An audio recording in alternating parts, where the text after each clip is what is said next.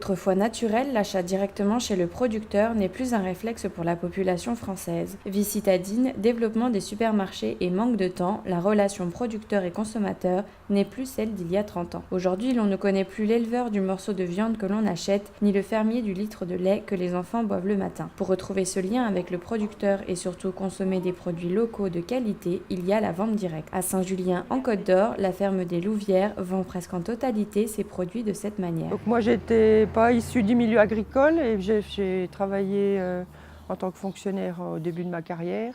Et comme il existait un élevage porcin sur la ferme de mon mari, donc on a décidé, et qu'on produisait de la qualité, donc on a dit pourquoi pas faire de la vente directe. Donc on s'est orienté là-dedans en 1998 et moi je me suis installée en 1997 après une formation agricole.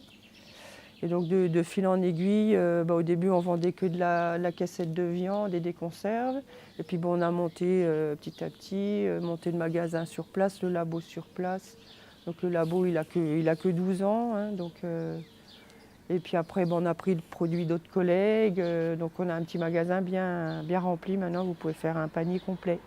De plus en plus appréciée et sollicitée par les consommateurs, la vente directe se développe au travers de différents canaux. La vente directe, en fait, c'est tout ce qui... Enfin, on est en contact directement avec le consommateur. Donc ça peut être à la ferme, sur un marché. Maintenant, donc, il y a les systèmes de vente sur Internet, donc La Ruche qui dit oui. Donc il y a le drive fermier à Dijon qui vient d'ouvrir.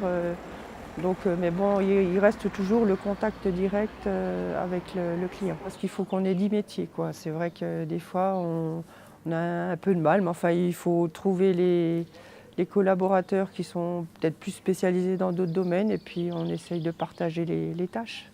Réduire les intermédiaires, là est aussi l'intérêt pour les consommateurs et les producteurs. Avec un prix fixé au plus juste, l'objectif est de garantir un revenu correct aux producteurs. C'est-à-dire que nous, on a des petites structures, donc on ne peut pas élever en grosse quantité, donc les coûts sont plus importants. Et c'est sûr qu'on ne peut pas s'amuser à avoir 36 intermédiaires, donc on a la plus-value directement pour nous. On est soumis aux mêmes normes, les normes, c'est ça aussi qui est des fois un peu pesant, parce qu'on a les normes de l'élevage, les normes de l'abattage, les normes de transformation, les normes du commerce. Enfin, je veux dire, après, il faut qu'on essaye d'être au mieux sur tous les plans.